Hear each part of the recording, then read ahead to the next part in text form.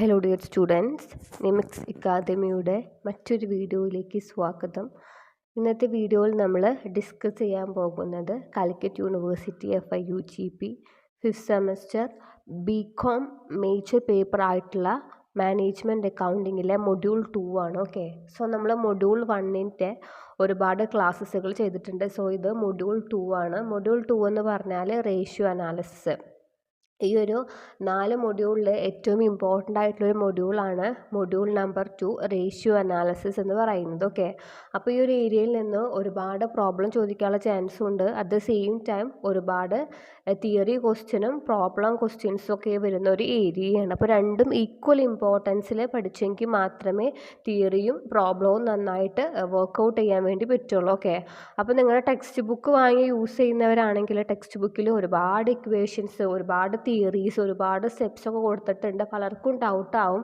So നിങ്ങൾ ഈ പറയുന്ന മെത്തേഡ് പ്രകാരം ഈ നോട്ട്സും ക്ലാസ്സും ഫോളോ ചെയ്ത് പഠിക്കുകയാണെങ്കിൽ നിങ്ങൾക്ക് വളരെ ഈസി ആയിട്ട് മാനേജ്മെൻറ്റ് അക്കൗണ്ടിങ് പാസ്സാവാൻ വേണ്ടി പറ്റും. അപ്പോൾ നമുക്ക് മൊഡ്യൂൾ 2 റേഷ്യോ അനാലിസിസിലോട്ട് കടക്കാം. അപ്പോൾ ആദ്യം തന്നെ നമുക്ക് എന്താണ് റേഷ്യോ എന്ന് മനസ്സിലാക്കാം. നമ്മൾ ഓൾറെഡി ഇതിൻ്റെ തിയറി വേറെ ക്ലാസ് ചെയ്തിട്ടുണ്ടായിരുന്നു. നമുക്കിത് പ്രോബ്ലം അടങ്ങിയ ഒരു ക്ലാസ്സാണ്, കേട്ടില്ലേ? അപ്പോൾ നമുക്ക് റേഷ്യോ അനാലിസിസിൽ റേഷ്യോ എന്ന് പറഞ്ഞാൽ മെയിനായിട്ട് ഒരു അരിത്തമെറ്റിക് എക്സ്പ്രഷനാണ്. രണ്ട് ഫിഗേഴ്സ് തമ്മിലുള്ള റിലേഷൻഷിപ്പ് കാണിക്കുന്ന ഫിനാൻഷ്യൽ സ്റ്റേറ്റ്മെൻറ്റ്. ബിസിനസ് കോണ്ടെക്സ്റ്റിൽ പറയുകയാണെങ്കിൽ ഫിനാൻഷ്യൽ സ്റ്റേറ്റ്മെൻറ്റ്സുകൾ, അല്ലെങ്കിൽ നമുക്കറിയാം comparative financial statement, comparative income statements.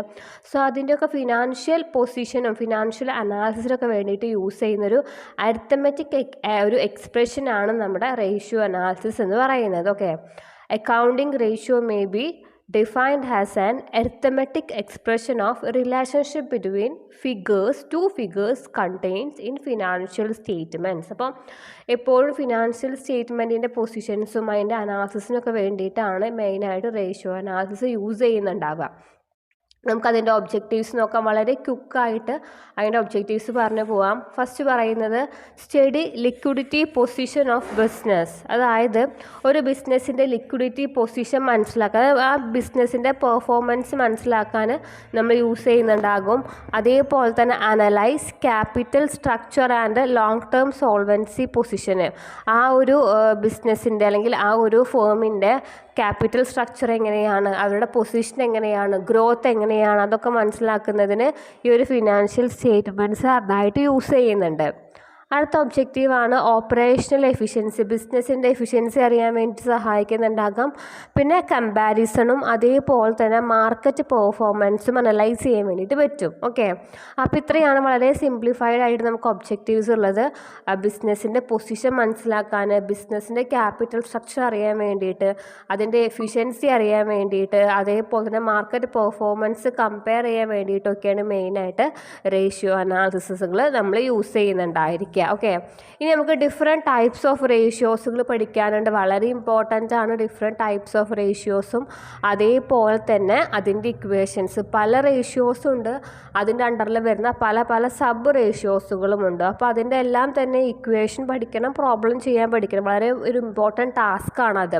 അപ്പോൾ നിങ്ങൾ മെയിനായിട്ട് ചെയ്യേണ്ട കാര്യം ഒരു സ്റ്റിക്കി നോട്ട് വാങ്ങിയിട്ട് ആ സ്റ്റിക്കി, ഞാനിപ്പോൾ എല്ലാ ക്ലാസ്സിലും പറയുന്ന പോലെ സ്റ്റിക്കി നോട്ട് വാങ്ങുക. ആ സ്റ്റിക്കി നോട്ടിൽ ഓരോരോ ഇക്വേഷൻസുകൾ എഴുതി വയ്ക്കുക.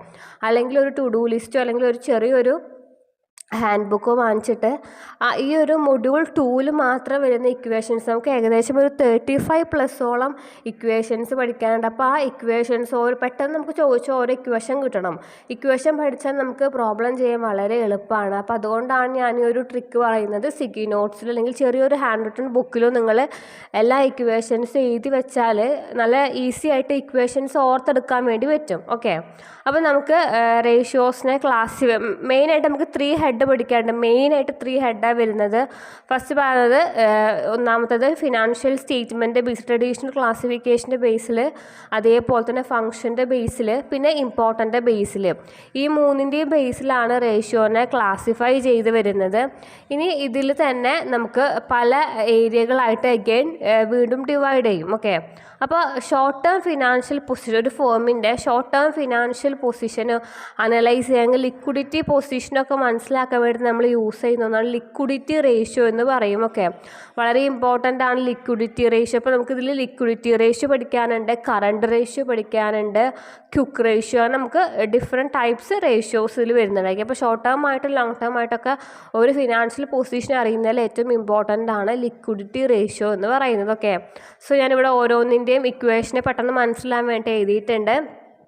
ആദ്യത്തേതാണ് കറണ്ട് റേഷ്യോ അല്ലെങ്കിൽ CR എന്ന് പറയും. ഓക്കെ, കറണ്ട് റേഷ്യോ എന്ന് പറഞ്ഞാൽ current asset divided by current liability. Current അസറ്റും കറണ്ട് ലയബിലിറ്റീസും ഡിവൈഡ് ചെയ്താൽ കിട്ടുന്നതാണ് കറണ്ട് റേഷ്യോ എന്ന് പറയുന്നത്. അടുത്ത രണ്ടാമത്തേതാണ് ലിക്വിഡ് റേഷ്യോ. ലിക്വിഡ് റേഷ്യോ എന്ന് പറഞ്ഞാൽ liquid asset divided by current liability. കേട്ടില്ലേ, വളരെ ഇമ്പോർട്ടൻ്റ് ആണ്. കറണ്ട് റേഷ്യോ കണ്ടുപിടിക്കുക, കറണ്ട് അസറ്റും അതേപോലെ തന്നെ കറണ്ട് ലയബിലിറ്റിയും ഡിവൈഡ് ചെയ്യുക.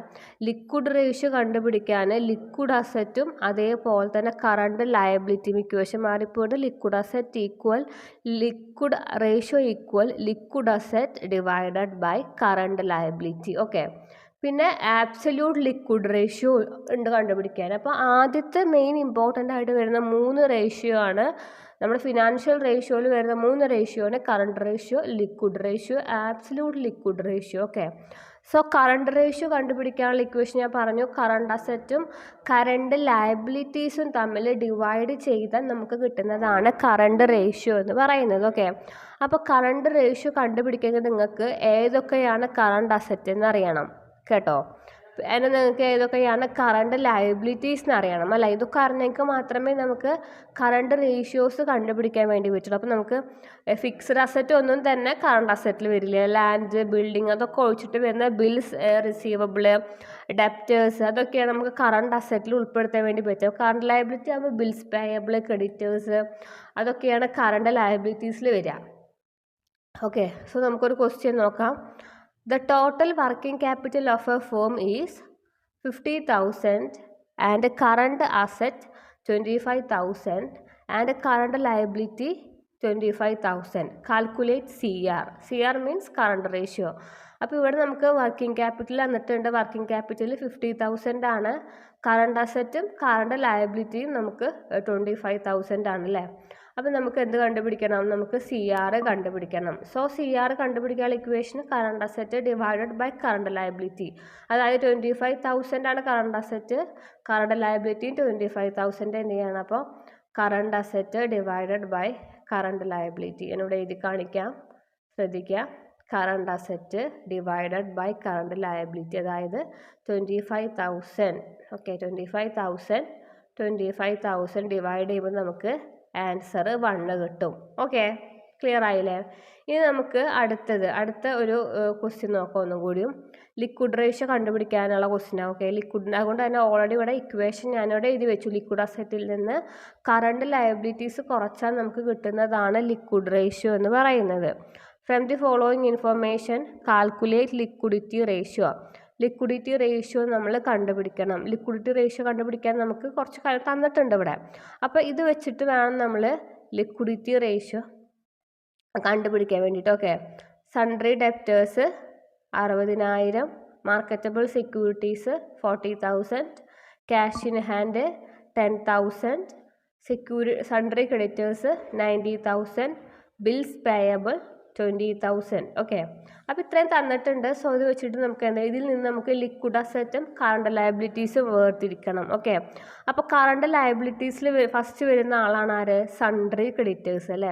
ഈ 2 പേര് മാത്രമാണ് നമ്മുടെ കറണ്ട് ലയബിലിറ്റീസിൽ ഉണ്ടാവുക, സൺട്രി ക്രെഡിറ്റേഴ്സും അതേപോലെ തന്നെ ബിൽസ് പേയബിളും. ബാക്കിയൊക്കെ നോക്കൂ, ക്യാഷ് ഇൻ ഹാൻഡും marketable securities, sundry debtors. Okay, so ഇത് ഡെപ്റ്റേഴ്സ് ആണ്. ഇപ്പോൾ ഇത് 3ഉം കറണ്ട് അസറ്റാണ്. ഓക്കെ, ശ്രദ്ധിക്കുക, ഇത് 3ഉം കറണ്ട് അസറ്റിൽ വരുന്നതാണ്. അപ്പോൾ ഈ കണക്ക് നിങ്ങൾ ചെയ്യണമെങ്കിൽ നിങ്ങൾക്ക് കറണ്ട് അസറ്റ് ഏതാണെന്ന് അറിയണം, അതേപോലെ തന്നെ കറണ്ട് ലയബിലിറ്റി ഏതാണെന്ന് അറിയണം. ഓക്കെ, അപ്പോൾ കറണ്ട് അസറ്റുകൾ പഠിച്ചു വെക്കണം, അതേപോലെ തന്നെ ഏതൊക്കെയാണ് കറണ്ട് ലയബിലിറ്റീസ് എന്ന് കൂടി മനസ്സിലാക്കണം. ദെൻ അത് തമ്മിൽ ഡിവൈഡ് ചെയ്യുക. 90,000ഉം 20,000 പറഞ്ഞാൽ 1,10,000 1,10,000 ഡിവൈഡഡ് ബൈ ചെയ്യുമ്പോൾ നമുക്ക് ആൻസർ 1 കിട്ടും.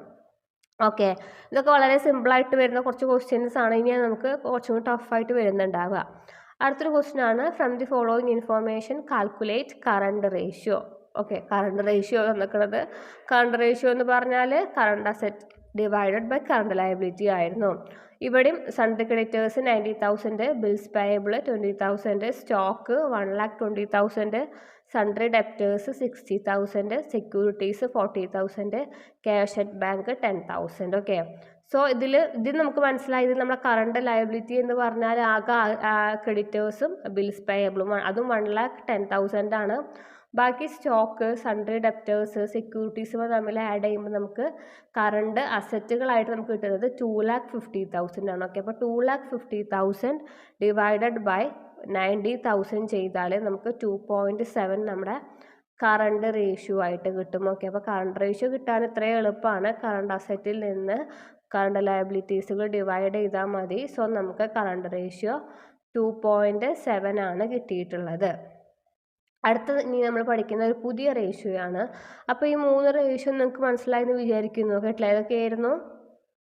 Current ratio, liquid ratio, quick ratio. Okay, ഇനി അതിൻ്റെ അടുത്ത പാർട്ടായിട്ട് വരുന്ന ഒരു റേഷ്യോയാണ് absolute liquid ratio, ALR. Okay, short name ആണ് ALR, അതായത് absolute liquid ratio. Absolute liquid ratio കാണാനുള്ളത് marketable securities plus cash in hand and bank divide by, അതായത് ഏതൊക്കെയാണോ മെയിനായിട്ട് നമ്മുടെ ലിക്വിഡ് അസറ്റുകളായിട്ട് വരുന്നത് അത് ഡിവൈഡഡ് ബൈ കറണ്ട് ലയബിലിറ്റീസ്, അതാണ് ആബ്സല്യൂട്ട് ലിക്വിഡ് റേഷ്യോ കാണാനുള്ള ഇക്വേഷൻ എന്ന് പറയുന്നത്. അപ്പോൾ ക്വസ്റ്റ്യൻ വന്നിട്ടുണ്ട്, marketable securities 40,000, sundry creditors 90,000, cash at bank 10,000, bills payable 20,000, share capital 10 lakh, trade 1 lakh. Calculate ALR. അപ്പോൾ നമ്മൾ ഇതിൽ ഏതൊക്കെയാണ് ആഡ് ചെയ്യാനെടുക്കുക? നമ്മുടെ കറണ്ട് ലയബിലിറ്റീസ് എന്ന് പറഞ്ഞാൽ നമുക്കിവിടെ വരുന്നത് ക്രെഡിറ്റേഴ്സ് 90,000 വരുന്നുണ്ട്, ബിൽസ് പേയബിൾ വരുന്നുണ്ട് അല്ലേ. സോ അതാണ് മെയിനായിട്ട് നമുക്ക് കറണ്ട് ലയബിലിറ്റീസ് വരുന്നത്. ഈ 3 കറണ്ട് ലയബിലിറ്റീസ് വരുന്നത്. സോ ഇനി നമുക്ക് ഈ പറഞ്ഞ പോലെ തന്നെ ക്യാഷും ട്രേഡ് ഐറ്റംസുകൾ നമ്മൾ പ്ലസ് ചെയ്തു. സോ അവ തമ്മിൽ ഡിവൈഡ് ചെയ്താൽ ഓക്കെ 1 lakh, ഇത് ഇങ്ങനെയല്ല ഇവിടെ വരുന്നത്, ഇത് കള്ളി മാറിപ്പോയതാണ്. അതായത് 5 lakh ഡിവൈഡഡ് ബൈ 1,10,000, 15 lakh ആണ് നമ്മുടെ ക്യാഷ് ഇൻ ട്രേഡും അതേപോലെ തന്നെ ക്യാഷ് അറ്റ് ബാങ്കും ആഡ് ചെയ്താൽ വരും. അത് ഡിവൈഡഡ് ബൈ 1,10,000 നമ്മൾ മൾട്ടിപ്ലൈ ചെയ്താൽ കിട്ടുന്ന ആൻസറാണ് നമുക്കിവിടെ ആൻസറായിട്ട് വരിക. കേട്ടില്ല, ഇവിടെ എഴുതുമ്പോൾ കോളം മാറിപ്പോയതാണ്. കാരണം നമ്മുടെ ഇക്വേഷൻ എന്ന് പറയുന്നത് കേട്ടില്ലേ, marketable securities plus cash in ഹാൻഡും ക്യാഷ് അറ്റ് ബാങ്കും കൂടി ആഡ് ചെയ്തതാണ്. മാർക്കറ്റബിൾ സെക്യൂരിറ്റീസ് 40,000 ആണ്, ക്യാഷ് അറ്റ് ബാങ്ക് നമുക്ക് 10,000 ആണ്. നമുക്ക് ക്യാഷ് ഇൻ ഹാൻഡ് ഇല്ല, അപ്പോൾ അവ തമ്മിൽ നമ്മൾ ആഡ് ചെയ്യുമ്പോൾ 50,000 50,000 ആണ് വരിക. അപ്പോൾ 50,000 divided by current liabilities 1,10,000. Okay, so അത് ചെയ്യുമ്പോഴാണ് നമുക്ക് ALR കിട്ടുന്നുണ്ടാവുക. അതാണ് ALRൻ്റെ ഒരു ക്വസ്റ്റ്യൻ. അടുത്ത കുറച്ചും കൂടി വലിയ ക്വസ്റ്റ്യനോട് കൊടുത്തിട്ടുണ്ട്. ലയബിലിറ്റീസ് തന്നിട്ടുണ്ട്, എമൗണ്ട് വന്നിട്ടുണ്ട്, അസറ്റ് വന്നിട്ടുണ്ട്, അതിൻ്റെ എമൗണ്ട് വന്നിട്ടുണ്ട്. ഓക്കെ, അപ്പോൾ ലയബിലിറ്റി കോളത്തിൽ share capital, reserve, sundry creditors, bills payable, bank overdraft വന്നിട്ടുണ്ട്.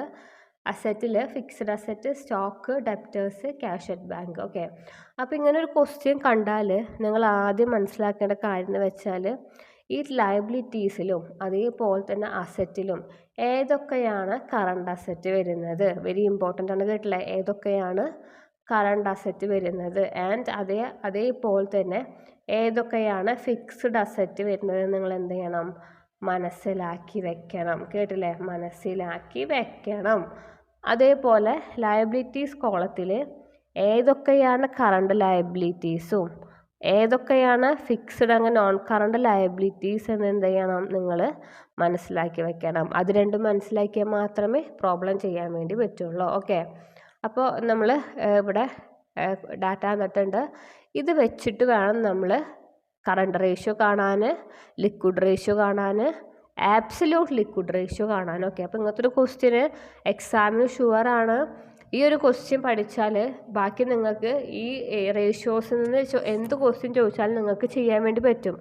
കാരണം ഈ ഒരു ക്വസ്റ്റ്യനാണ് ഏറ്റവും ബേസ് ആയിട്ട് വരുന്ന ക്വസ്റ്റ്യൻ. ഓക്കെ, അപ്പം നമുക്ക് ഇതിൽ നിന്ന് കറണ്ട് റേഷ്യോ കാണണമെങ്കിൽ കറണ്ട് അസറ്റും കറണ്ട് ലയബിലിറ്റീസും കാണണം. ഓക്കെ, അപ്പോൾ ഇവിടെ നമ്മൾ പോയി. ഓക്കെ, കറണ്ട് അസറ്റ് നമുക്ക് എളുപ്പമല്ലേ, ഫിക്സഡ് അസറ്റ് ഒഴിച്ച് ബാക്കിയുള്ളതൊക്കെ എടുക്കുക. Stock, debtors, cash at bank. 1200, 1800, 1000 തമ്മിൽ കൂട്ടിയാൽ നമുക്ക് നമ്മുടെ കറണ്ട് അസറ്റ് 4000 കിട്ടും. Okay, very important. Current asset നമുക്ക് 4000 കിട്ടി. ദെൻ കറണ്ട് ലയബിലിറ്റീസിൽ നമുക്ക് ആവശ്യം വരിക ക്രെഡിറ്റേഴ്സും ബിൽസ് പേയബിളും ആണ് വരിക. അതേപോലെ തന്നെ ബാങ്ക് ഓവർ ഡ്രാഫ്റ്റും.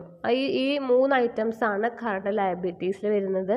ആ 3 ഐറ്റംസ് എടുത്തു. അപ്പോൾ ഞാൻ ഒരിക്കൽ കൂടി പറയുകയാണ്, നിങ്ങൾ ആദ്യം പണ്ട് മുതലേ +1 +2 മുതലേ പഠിക്കുന്നത് ബേസാണ്. ഏതൊക്കെയാണ് കറണ്ട് അസറ്റ് എന്നുള്ളത്, അല്ലെങ്കിൽ ഏതൊക്കെയാണ് കറണ്ട് ലയബിലിറ്റീസ് എന്നുള്ളതൊക്കെ.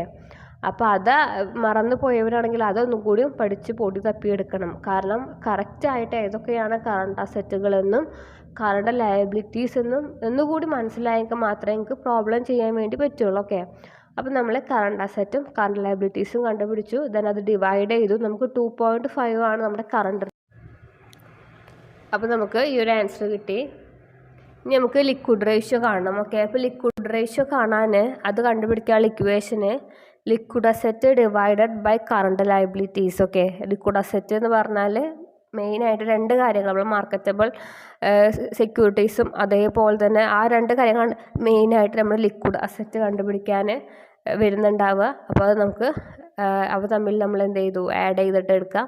ദെൻ ഓൾറെഡി കറണ്ട് അസറ്റ് നമുക്കറിയാം, സോ അത് എടുത്തിട്ട് നമ്മൾ എഴുതുക. അപ്പോൾ നമുക്ക് 1800ഉം ദെൻ അതേപോലെ തന്നെ 1600ഉം 1.75 ആണ് നമുക്ക് ലിക്വിഡ് അസറ്റ് ആയിട്ട് വരുന്നുണ്ടാവുക. ഓക്കെ, 1800 പറഞ്ഞാൽ ഈ പറഞ്ഞ പോലെ തന്നെ sundry creditors, bills payable, bank over draft. Okay, അതാണ് വരുന്നുണ്ടാവുക. ഇനി ആബ്സല്യൂട്ട് ലിക്വിഡ് റേഷ്യോ നമ്മൾ നേരത്തെ പറഞ്ഞപ്പോൾ തന്നെ cash equivalence divided by liquid liabilities, അല്ല കറണ്ട് ലയബിലിറ്റീസ് ആണ്. Same meaning. Current liabilities cash equivalence divided by CL പറഞ്ഞാൽ കറണ്ട് ലയബിലിറ്റീസ്. അപ്പോൾ കറണ്ട് ലയബിലിറ്റീസ് നമുക്ക് ആകെ 2 ആൾക്കാർ മാത്രമേ ഉള്ളൂ, നമ്മുടെ സൺഡ്രി ക്രെഡിറ്റേഴ്സും ബിൽസ് പേയബിളും. ക്യാഷ് ഈക്വലൻസ് എന്ന് പറഞ്ഞാൽ നമുക്ക് ഇവിടെ ആകെ ക്യാഷ് ഈക്വലൻസിന് പകരം കൊടുത്തിട്ടുള്ളത് ആകെ നമ്മുടെ ഈ പറഞ്ഞ പോലെ തന്നെ ബിൽസ് പേയബിളും ബാങ്ക് ഓവർ ഡ്രാഫ്റ്റും നമ്മൾ എടുക്കുന്നുണ്ടാവുക. നമ്മുടെ ക്യാഷ് ഈക്വലായിട്ട് വേറെ നമുക്കൊന്നും ഇവിടെ എടുക്കാനില്ല കറണ്ട് ലയബിലിറ്റീസിലൊക്കെ. അപ്പം നമ്മൾ അതെടുത്തു.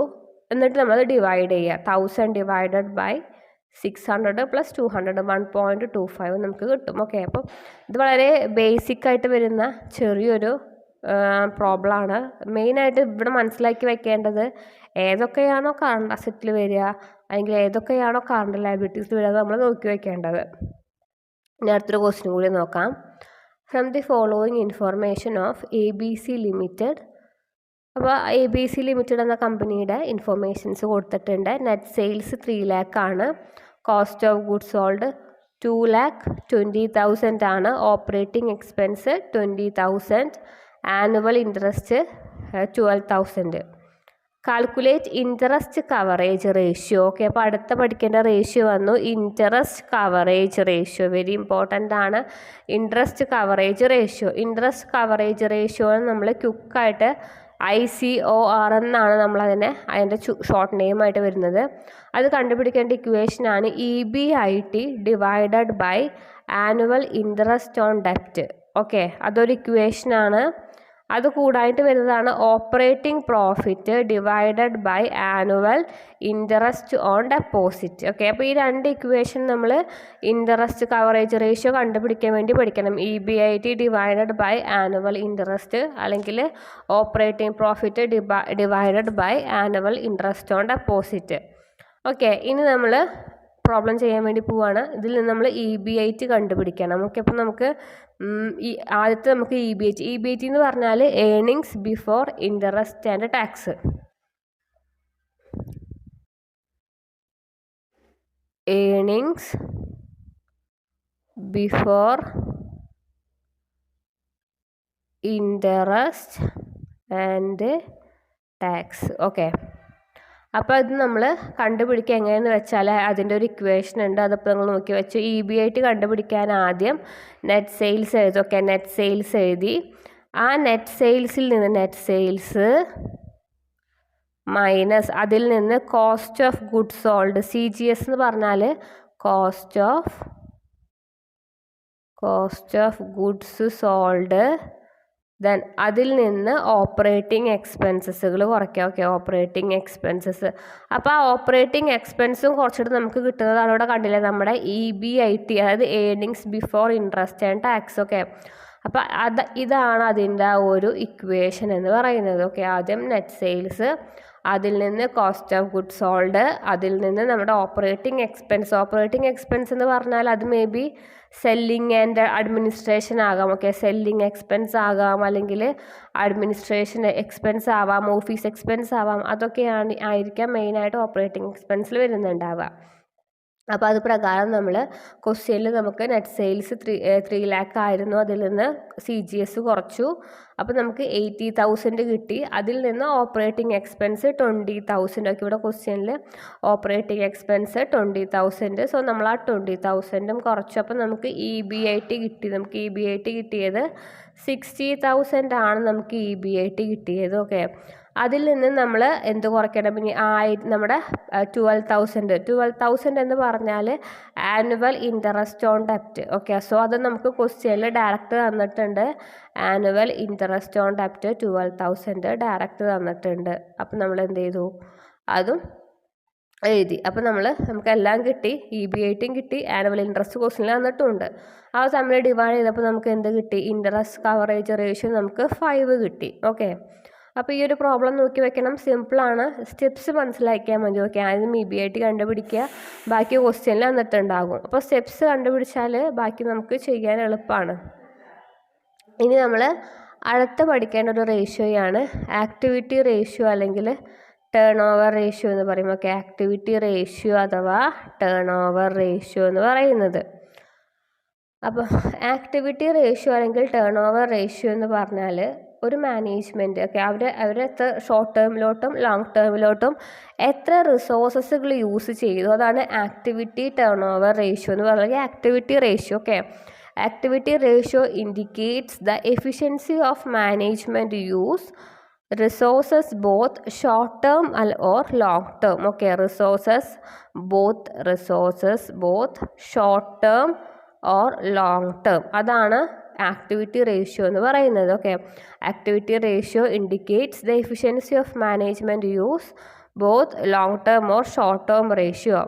It reflects the assets R utilised the efficiency of the sales, അല്ലെങ്കിൽ എഫക്റ്റിംഗ് ദ സെയിൽസ്. ഓക്കെ, അതായത് ഫണ്ട് എങ്ങനെ യൂട്ടിലൈസ് ചെയ്യുന്നു അതുമായിട്ട് ബന്ധപ്പെട്ടതാണ് ആക്ടിവിറ്റി അല്ലെങ്കിൽ ടേൺ ഓവർ റേഷ്യോ എന്ന് പറയുന്നത്. ഓക്കെ, അതിൻ്റെ അണ്ടറിൽ നമുക്ക് ഈ ആക്ടിവിറ്റി റേഷ്യോ, അപ്പം നമ്മൾ പ്രോഫിറ്റബിലിറ്റി റേഷ്യോ, ഫിനാൻഷ്യൽ റേഷ്യോ പഠിച്ച പോലെ തന്നെ നമുക്ക് ഇനി ആക്ടിവിറ്റി റേഷ്യോയുടെ അണ്ടറിൽ നമുക്ക് ITR inventory turnover ratio പഠിക്കാനുണ്ട്, DTR ഡെപ്റ്റ് ടേൺ ഓവർ റേഷ്യോ പഠിക്കാനുണ്ട്, CTR creditors turnover ratio പഠിക്കാനുണ്ട്. Okay, then total asset turnover ratio, പിന്നെ പറയുന്നത് fixed asset turnover ratio, working capital turnover ratio. Okay, അപ്പോൾ നമുക്ക് ഇത്രയും ഒരു 7 ടൈപ്പ് റേഷ്യോസാണ് നമുക്ക് മെയിനായിട്ട് നമ്മുടെ ആക്ടിവിറ്റി റേഷ്യോയുടെ അണ്ടറിൽ പഠിക്കാനുള്ളത്.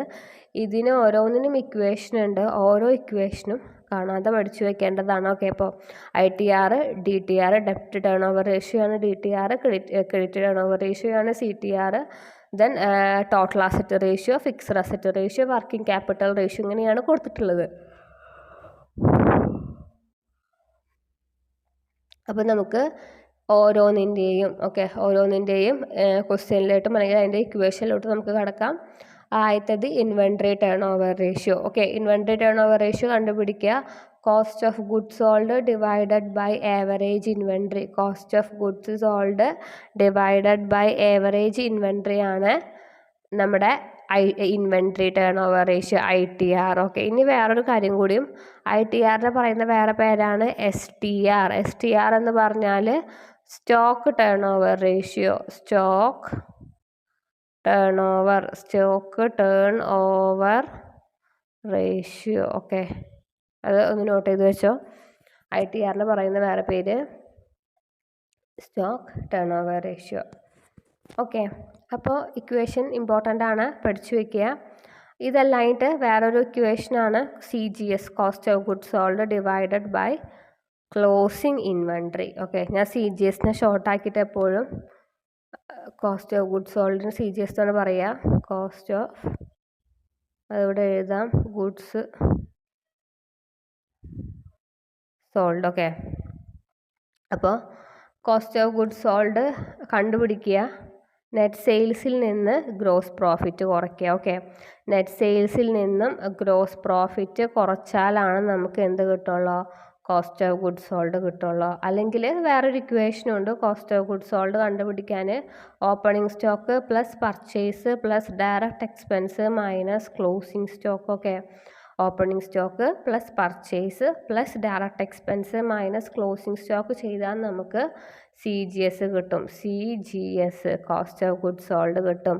അല്ലെങ്കിൽ നെറ്റ് സെയിൽസിൽ നിന്ന് GP, ഗ്രോസ് പ്രോഫിറ്റ് കുറച്ചാൽ മതിയാവും. ഓക്കെ, ഇനി ആവറേജ് ഇൻവെൻട്രി എങ്ങനെയാണ് കണ്ടുപിടിക്കുക? ആവറേജ് ഇൻവെൻട്രി കണ്ടുപിടിക്കുക, ഓപ്പണിംഗ് ഇൻവെൻട്രി ഉണ്ട്, ക്ലോസിംഗ് എൻട്രി ഉണ്ട്, അതിൽ നിന്ന് 2 ഡിവൈഡ് ചെയ്യും. ഓക്കെ, 2 ഡിവൈഡ് ചെയ്താൽ നമുക്ക് കിട്ടുന്നതാണ് ആവറേജ് ഇൻവെൻട്രി എന്ന് പറയുന്നത്. Average inventory equal opening inventory plus closing inventory divided by 2. അപ്പോൾ നമുക്കൊരു ക്വസ്റ്റ്യൻ നോക്കാം. നെറ്റ് സെയിൽസ് തന്നിട്ടുണ്ട് 3 lakhs, ഗ്രോസ് പ്രോഫിറ്റ് 20% ആണ്. അതേപോലെ തന്നെ ഓപ്പണിംഗ് 35, ക്ലോസിംഗ് സ്റ്റോക്ക് 45,000. ഓക്കെ, ഇങ്ങനത്തെ ക്വസ്റ്റ്യനൊക്കെ 3 മാർക്കിന് നമുക്ക് എക്സ്പെക്റ്റ് ചെയ്യാവുന്ന ക്വസ്റ്റ്യനാണ്, കേട്ടില്ലേ? അപ്പം നമുക്ക് ഇനി നമ്മുടെ സ്റ്റോക്ക് ടേൺ ഓവർ റേഷ്യോ അല്ലെങ്കിൽ ഇൻവെൻട്രി ടേൺ ഓവർ റേഷ്യോ കണ്ടുപിടിക്കണം. അപ്പോൾ നമ്മൾ ആദ്യം CGS കണ്ടുപിടിക്കുക അല്ലേ? CGS, cost of goods sold. Cost of goods sold നമുക്കറിയാം, നെറ്റ് സെയിൽസ് 3 lakh ആണ്, ഗ്രോസ് പ്രോഫിറ്റ് നെറ്റ് സെയിൽസിന് 20%. അപ്പോൾ 3 lakh മൈനസ് ഈ പറഞ്ഞ പോലെ തന്നെ ഗ്രോസ് പ്രോഫിറ്റ് സെയിൽസിൻ്റെ 20% പറഞ്ഞാൽ 60,000. അപ്പോൾ നമുക്ക് നമ്മുടെ CGS കിട്ടി. ആവറേജ് ഇൻവെൻട്രി എന്ന് പറഞ്ഞാൽ opening inventory plus closing inventory divided by 2. Opening 35ഉം ക്ലോസിംഗ് 45,000 പ്ലസ് ചെയ്തു ഡിവൈഡഡ് ബൈ 2 ചെയ്യുക. അപ്പോൾ നമുക്കത് കിട്ടും. ഓക്കെ, അപ്പോൾ നമുക്ക് നമ്മുടെ ടോട്ടൽ ആൻസർ വരുന്നത് 60,000 ആണ്, കേട്ടില്ലേ? സോ ഇതാണ് നമ്മുടെ ആൻസർ ആയിട്ട് വരുന്നത്. നിങ്ങൾക്ക് ഡൗട്ട് ഉണ്ടെങ്കിൽ ഒന്നും കൂടി അഗൈനായിട്ട് വീണ്ടും ക്വസ്റ്റ്യൻസ് മറിച്ചുകൊണ്ട് നമുക്ക് ഇത് നോക്കാവുന്നതാണ്, കേട്ടില്ലേ? അപ്പം കുറച്ചും കൂടി മനസ്സിലാവും. വളരെ ഈസിയാണ് ഈ ഒരു ഏരിയ, വളരെ പഠിക്കാനും വളരെ എളുപ്പമുള്ളൊരു ഏരിയയാണ്. സോ നമ്മളെ കയ്യിൽ മാനേജ്മെൻറ്റ് അക്കൗണ്ടിങ്ങിൻ്റെ ഏറ്റവും ഹാൻഡ് റിട്ടൺ ആയിട്ടുള്ള ഷോർട്ടായിട്ട് വരുന്ന നോട്ട്സ് അവൈലബിൾ ആണ്. നമ്മുടെ ഓൺലൈൻ ക്രാഷ് കോഴ്സിൽ നിങ്ങൾക്ക് ജോയിൻ ചെയ്യാൻ താല്പര്യം ഉണ്ടെങ്കിൽ ഇവിടെ കൊടുത്തിട്ടുള്ള താഴെ കാണുന്ന ഈ ഒരു നമ്പറിലോട്ട് നിങ്ങൾ കോൺടാക്റ്റ് ചെയ്താൽ മതി. ഓക്കെ, ഞങ്ങളുടെ നമ്പർ കൊടുക്കാം. ഈ ഒരു നമ്പറിൽ നിങ്ങൾ കോൺടാക്റ്റ് ചെയ്യുക. അല്ലെങ്കിൽ എന്തെങ്കിലും ഡൗട്ട്സ് ഉണ്ടെങ്കിൽ നിങ്ങൾ താഴെ കാണുന്ന ഗ്രൂപ്പിൽ നിങ്ങൾക്ക് ജോയിൻ ചെയ്യാൻ കിട്ടില്ല. അപ്പം നമ്മുടെ ഓൺലൈൻ ക്ലാസ് എന്ന് പറഞ്ഞാൽ റെക്കോർഡ് പ്ലസ് ലൈവ് ക്ലാസ് ഉണ്ടാകും. എല്ലാ ചാപ്റ്ററിൻ്റെ ഇപ്പം നിങ്ങൾ യൂട്യൂബിൽ കാണുന്നത് സാമ്പിൾ ക്ലാസ്സുകളാണ്. നമുക്ക് കറക്റ്റായിട്ടുള്ള എല്ലാ ക്ലാസ്സും നമ്മൾ യൂട്യൂബിൽ നമുക്ക് പ്രൊവൈഡ് ചെയ്യാൻ പറ്റില്ല. അതുകൊണ്ട് തന്നെ നമ്മൾ റെക്കോർഡായിട്ട് നമ്മുടെ ആപ്പ് മുഖേന കറക്റ്റ് ഓരോന്നിൻ്റെയും സ്റ്റെപ്പ് ബൈ സ്റ്റെപ്പ് മുഖേനയുള്ള ഫുൾ മൊഡ്യൂൾ വൈസ്ഡ് സ്റ്റഡി മെറ്റീരിയൽസും നോട്ട്സും ക്ലാസ്സസൊക്കെ പ്രൊവൈഡ് ചെയ്യുന്നുണ്ട്. സോ ആവശ്യമുള്ളവർക്ക് കോൺടാക്റ്റ് ചെയ്യാവുന്നതാണ്. വളരെ ഇമ്പോർട്ടൻ്റ് ആയിട്ടുള്ളൊരു പേപ്പറാണ് management accounting. Correct structured and focused ആയിട്ട് പഠിച്ചു പോയാൽ നിങ്ങൾക്ക് നല്ല രീതിയിൽ പാസ്സാകാൻ വേണ്ടി പറ്റുന്നൊരു പേപ്പർ കൂടിയാണ് ഈ ഒരു മാനേജ്മെൻറ്റ് അക്കൗണ്ടിങ്. സോ നമ്മൾ ഈ ഒരു അക്കൗണ്ടിങ്ങിൻ്റെ ഈ ഒരു പ്രോബ്ലം ക്ലാസ് ഇന്നിവിടെ വൈൻഡ് അപ്പ് ചെയ്യുകയാണ്. സോ നെക്സ്റ്റ് ക്ലാസ്സിൽ നമുക്ക് വീണ്ടും കാണാം. Stay tuned.